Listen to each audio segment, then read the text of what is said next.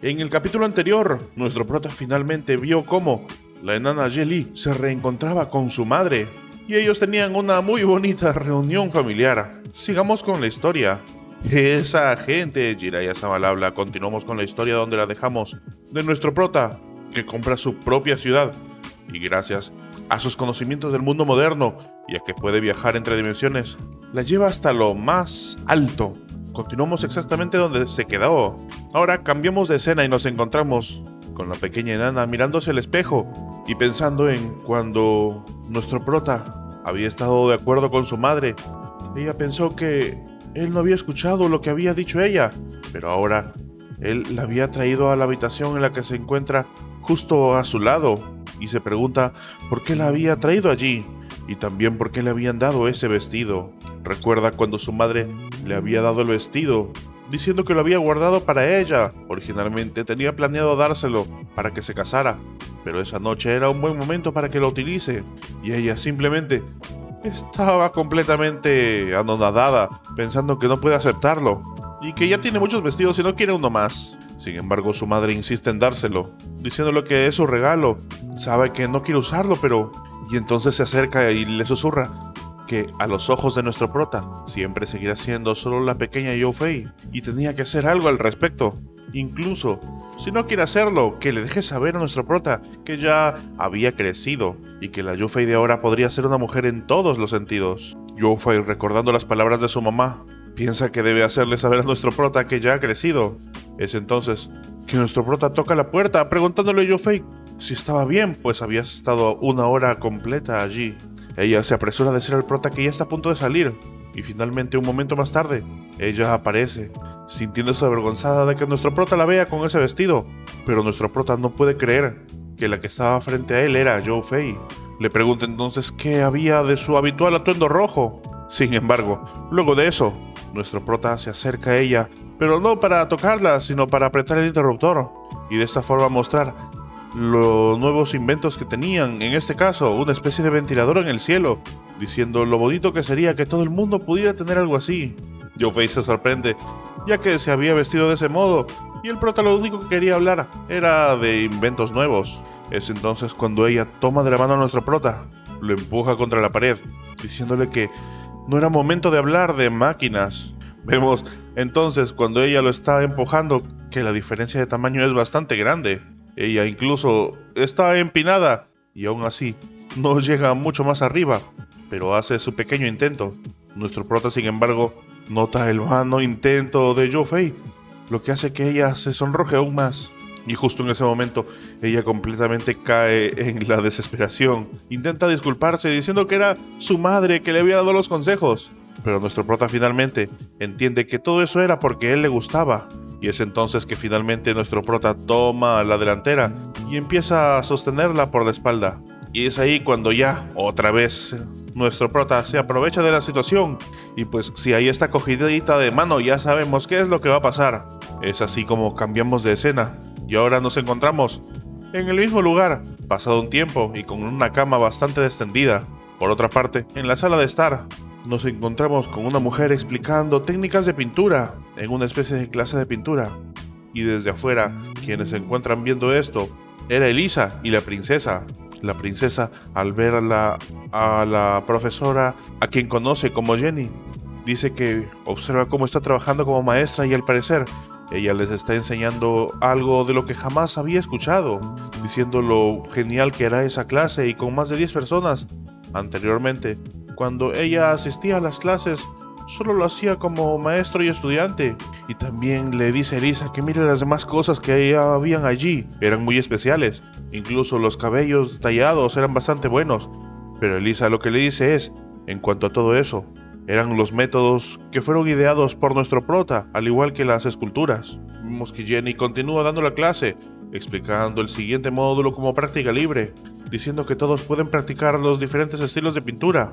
La princesa se alegra de ver a Jenny muy segura de sí misma, pues cuando estaba en Larsen raramente se veía tan confiada como ahora. Ella la recuerda estando de niñas frente a frente, llorando ya que era una hija ilegítima y no les agradaba a las personas y era muy propensa a llorar. preguntándose por qué tenía un padre tan indiferente hacia ella, y nada de lo que decía la princesa la animaba. Sin embargo, la princesa ahora tiene una cálida sonrisa mientras mira a Jenny, pensando cómo ella siempre había sido su hermana pequeña que necesitaba de su protección, y nunca pasó por su cabeza que después de un par de meses de haberla visto podría cambiar tanto. Quizás ella realmente había encontrado lo que quería. Y finalmente, en ese instante, Jenny voltea y nota la presencia de la princesa y de Elisa. Inmediatamente sale para recibirlas, pero la princesa le dice que no era necesario interrumpir la clase y molestar a los estudiantes. Sin embargo, Jenny se acerca y se pone a abrazar a la princesa, preguntándole desde cuándo había estado allí y que la había extrañado mucho. La princesa le decía que Elisa había estado últimamente todo el tiempo con ella, por lo que estaba bastante cansada y se había quedado dormido, así que mejor hablen en voz baja. Y es así como Jenny opina que mejor es dar una vuelta mientras ella descansa. Cambiamos de escena entonces, nos encontramos un poco en la noche en la ciudad. Están conversando y mientras caminan por afuera, la princesa le dice a Jenny que pensaba que ella había estado en peligro, por lo que estaba preocupada, pero ahora la ve bastante tranquila. Pensó que exageró demasiado con eso, e incluso ve cómo le está yendo bien. Jenny dice que todo es gracias a nuestro prota, Liu Feng, quien le había encontrado un trabajo que se ajustaba a ella y lo estaba pasando de forma increíble. Le explicaba que nuestro prota no solo le enseñó una gran cantidad de conocimientos sobre pintura, sino que también le dio la oportunidad de ser maestra. E incluso esa escuela era un establecimiento público creado por él, y no hay algo tal como una tarifa por matrícula para los estudiantes, por lo que cualquiera puede aprender a pintar siempre que se inscriba. Muchos de los estudiantes de ese lugar son ciudadanos normales, de los cuales ella siente que ha aprendido mucho. Solía esforzarse mucho por tratar de agradarle a los demás, pero eso era algo sin sentido. Hay más cosas importantes en el mundo, como los sueños. Luego le explica cómo nuestro prota planea construir por todo el país escuelas como esas y abrir muchos salones donde haya otro tipo de técnicas de entrenamiento. Explica cómo nuestro prota quiere, o por lo menos había dicho que quiere, que todos tengan habilidades necesarias y que se esfuercen por vivir una vida como ellos quieran. Le dice que nunca había visto a un emperador como nuestro prota, y él no solo es capaz de manejar todo tipo de situaciones que sean útiles, incluso es capaz de pensar en lo que piensan las personas y lo mejor para ellas, por lo que él es capaz de pensar en un mundo en general. Al parecer, la princesa está un poco molesta al escuchar cómo solamente habla de nuestro prota, pidiéndole que ya no siga hablando de él, pero por dentro lo que piensa es que anteriormente Jenny siempre había estado hablando de ella, y ahora en ese momento solamente hablaba de nuestro prota, haciendo que él tome su lugar enfrente de ella. Le dice que en el futuro, a continuación, solo podría hablar de ella cuando estaba frente a ella, y que no les permita hablar de los demás.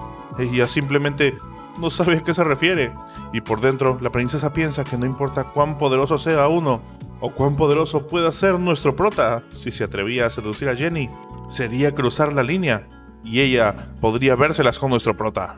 Ahora cambiamos de escena y nos encontramos en la ciudad de Jinjin. Se encuentra allí la princesa y la diácono rojo, que está pensando que desde que ella había ascendido al trono, se estaba enfocando de lleno en asuntos políticos y ya no lideraba como antes al ejército en las guerras. Había pensado que sería lo mejor para la reina, pero ella está tan ocupada que durante 2 o 3 horas al día es lo máximo que puede dormir. Se supone que ya era hora de la cena, pero ella todavía seguía durmiendo y se pregunta si debería despertarla. Finalmente, le sirven la cena y la princesa, ahora reina, le pregunta si hay alguna noticia que se la diga mientras come. La diácono rojo le explica que sería mejor que coma adecuadamente, ya que nunca sería capaz de terminar con los asuntos gubernamentales. La reina explica que las líneas frontales la necesitan, por lo que no puede quedarse en la ciudad de Jinjin por mucho tiempo, y por ello, antes de eso, y antes de que todo ello pase, debe manejar los asuntos gubernamentales lo antes posibles e implementar una estructura gubernamental básica. Es entonces cuando el diácono rojo le explica los nuevos sucesos. El diácono negro había tomado con éxito la ciudad de Jinglu, pero debido a las recientes temporadas de lluvias, su ejército perdió más de 1000 caballos. También perdieron mucha comida y no pudieron continuar con la avanzada, por lo que el diácono negro había solicitado permiso para quedarse temporalmente en la ciudad de Jinglu. Ella dice que de acuerdo, que lo deje quedarse en la ciudad de Jinglu, que recluten más caballeros y se restablezcan los suministros. Pues si ella recuerda bien, la ciudad de Jinglu es territorio de Timothy, y se pregunta qué pasaría si el Diácono Negro y Timothy se encuentran. A lo que el Diácono Rojo le explica que no. Desde la última vez que tomó por sorpresa, nunca se le ha vuelto a ver en líneas frontales, y su ejército ha estado usando la misma estrategia, pensando que tal vez ella les tiene miedo. Pero la reina de pelo blanco explica que eso es imposible. Timothy no es el tipo de persona. Ella es bastante enérgica, por lo que ella debe de estar planeando algo. Entonces, si ven que hace algún movimiento, deben reportárselo cuanto antes. A continuación, el Diácono Rojo explica que el siguiente reporte es del Imperio Franco, una carta de Su Majestad. Chandra le pregunta si le gustaría que la lea. Ella, con una cara de pesar, le dice que sí, que se la lea. La Diácono Rojo le explica que en la carta dice que Su Majestad Chandra se enojó mucho cuando se enteró de que ella se había quedado en la Bahía de las Sirenas en vez de llegar a tierra firme. Antes de eso, él había permitido que el príncipe Eddie reuniera a los caballeros y llegara al continente en persona. Y si no se equivoca, de acuerdo a la fecha del que fue enviada la carta, el príncipe Eddie debería llegar en algunos días. La reina, al escuchar eso, piensa cómo Eddie, que es el primogénito de su padre, y su habilidad es comparable con la suya. Y además de eso, él es el siguiente en la línea de sucesión al imperio, y si su padre lo había enviado, eso significaba que no confiaba en ella. La Diácono Rojo, luego de leer la carta, mira a la princesa y piensa cómo ella había estado intentando conseguir la aprobación de Su Majestad Chandra, o el rey, o emperador, pero ahora que él había enviado al gran príncipe Eddie, ella probablemente estaría muy disgustada. Le explica que los dos continentes están muy alejados y que su padre no comprendía cuál era la situación en ese entonces y se preocupaba por ella, de que fuera debilitada y peleara sola, y por ello tomó la decisión de enviar al príncipe para ayudarla. Pero ella, con un rostro serio, le dice que ya está bien. Ella ya no es la misma niña de antes, que se entristecía por el favoritismo de su padre. Incluso si viene el gran príncipe, ¿qué puede hacer él? Pues allí ella es la reina, y lo único que puede hacer es inclinarse ante ella. La Diácono Rojo le explica que, por cierto, también habían buenas noticias. La medicina que se compró en la ciudad de Chang'an había sido distribuida y los efectos del tratamiento son excelentes. La reina se alegra al escuchar esas noticias. Cambiamos de escena y ahora nos encontramos en el hospital militar de la ciudad de Jingjing. La reina se encuentra allí, caminando a través de las camas. Le explican que muchos de los caballeros que tenían fiebre tífica habían sido curados después de haber recibido el medicamento durante 2 días, y era mucho más efectivo que la terapia de desangrado del doctor Brujo.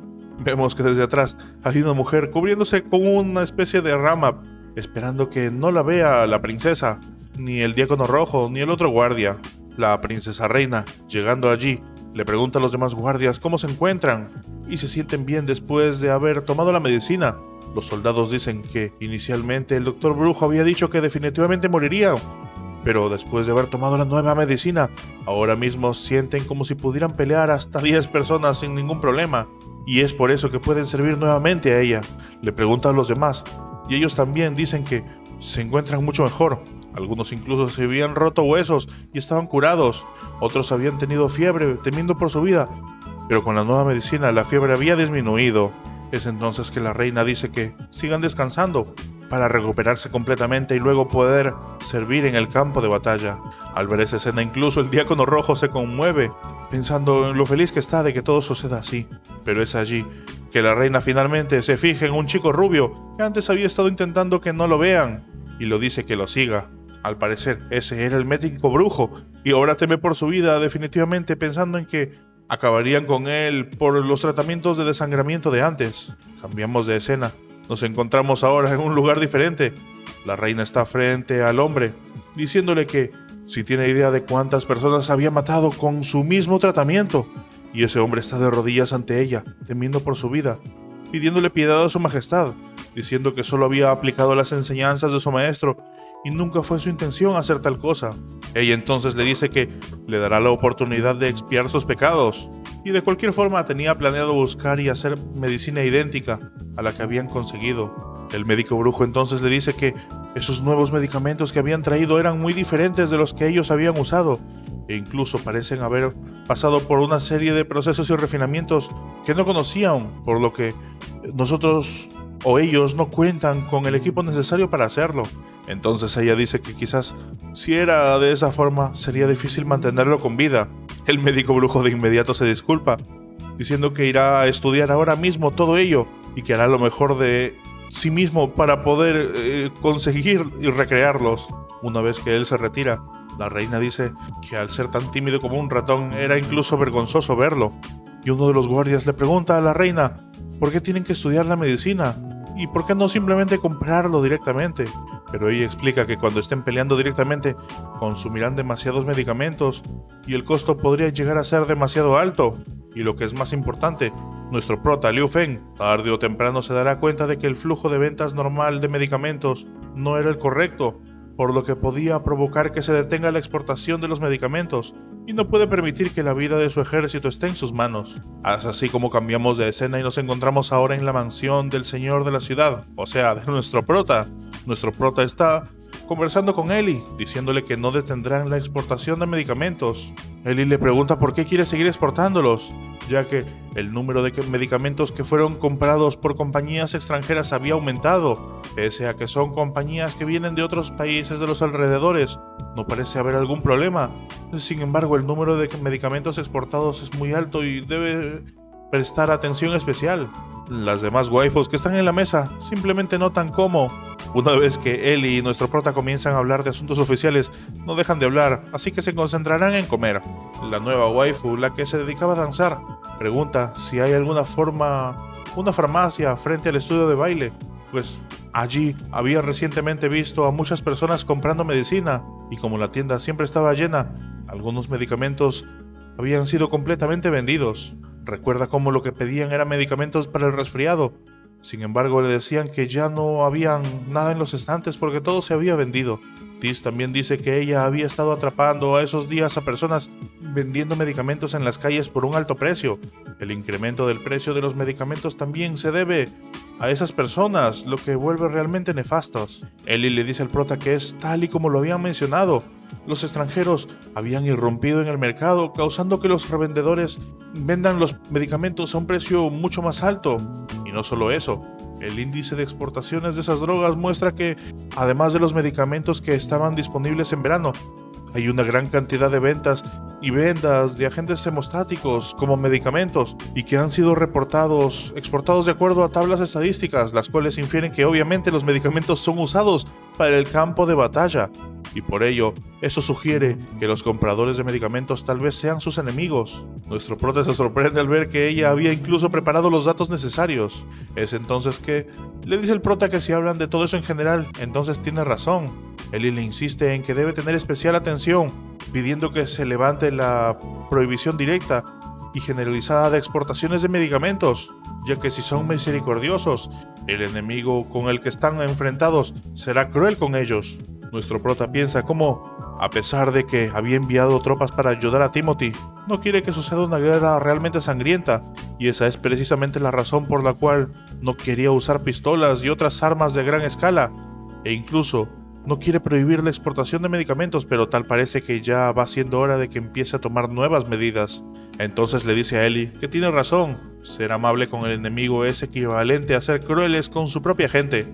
Parece que no solo deben prohibir la exportación de los medicamentos en todos los aspectos, sino también tendrán que poner sus últimas tecnologías de armamento en el campo de batalla, como por ejemplo, rifles de francotirador, bombas, sus mejores vehículos blindados.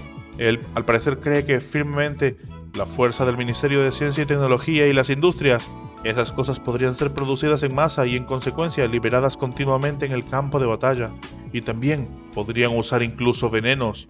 Combinarán el uso de bombas y venenos y así podrán derrocar a cualquier ciudad con un solo soldado.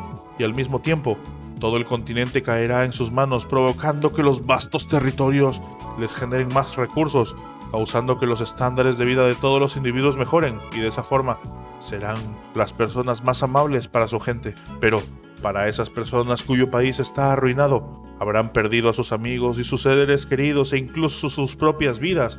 Las armas bioquímicas harán que las ciudades y los territorios se vuelvan desérticos, y para aquellas personas que sobrevivan sufrirán de hambrunas, enfermedades, y la naturaleza humana, como la benevolencia y la moralidad, todas serán inhabilitadas y convertidas en polvo, y las personas quienes pierdan sus hogares y tierras, su única salida será matarse los unos a otros como bestias.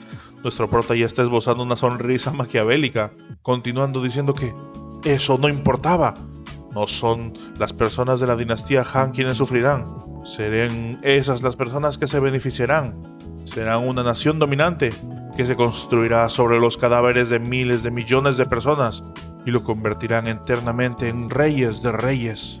Al escuchar eso, incluso la pequeña niña pájaro se abraza a Tis, diciendo que nuestro prota da miedo cuando está así. Nicole también dice que la guerra es terrible. Y Mina le dice a nuestro prota que deje de asustar a los demás. Nuestro prota se rasca la cabeza, pensando qué tal estaba su actuación. Y cuando le pregunta su opinión a Ellie simplemente está con la cabeza baja. Inmediatamente se lanza a nuestro prota para abrazarlo, diciéndole que lo sentía mucho, que ya que ella había sido quien lo sugirió, pero aún así, qué tipo de crueldad y misericordia para esas personas ordinarias. Y lo más importante debería ser la paz. Nuestro prota le acaricia la cabeza, diciéndole que siempre esas personas estaban pensando en la dinastía Han, pero el poder es como una bestia, que una vez fuera de su jaula es inconcebible. Incluso el poder para producir y vender medicamentos también es un poder que no se puede abusar. Le explica que no quiere prohibir la exportación de medicamentos, y en primera porque muchos de los medicamentos que se venden son vendidos a personas ordinarias, y en segunda instancia porque incluso los enemigos son considerados personas ordinarias, por lo que no hay necesidad de cortar su oportunidad de supervivencia. En tercer lugar, los medicamentos son fáciles de imitar. Después de todo, los ingredientes fueron escritos en la caja de las pastillas, y bajo esa premisa, ¿cómo pueden estar seguros de que no hay ninguna persona allá afuera que sea capaz de hacerlos? Y por supuesto, la cosa más importante es que pueden confiar en que tienen ventaja. La fuerza militar de la dinastía Han es incluso si el enemigo tiene medicina, no pueden hacer nada contra ellos. Ellie le pregunta entonces si solo regularán los medicamentos locales, y el prota le dice que sí, debería ser regulado por ahora. Y la primera tarea será restringir la compra de medicamentos en farmacias por parte de comerciantes que compren y venden, afectando la vida de los civiles ordinarios. Y lo siguiente sería que también puedan permitirles a las industrias farmacéuticas contactarse directamente con los comerciantes extranjeros y así poder conducirlos a un negocio de transacciones a gran escala. Mientras tanto, Mina ve cómo nuestro prota está conversando, y al ver sus habilidades simplemente piensa que lo puede admirar más y más, pensando en prestar mucha atención a la seguridad de nuestro prota. Y hasta aquí el capítulo de hoy, chicos. Esperen un nuevo capítulo la siguiente vez. Si quieren continuar con esta historia pueden hacerlo a partir del capítulo 557. Yo soy Jiraiya Sama, nos vemos pronto. Chao.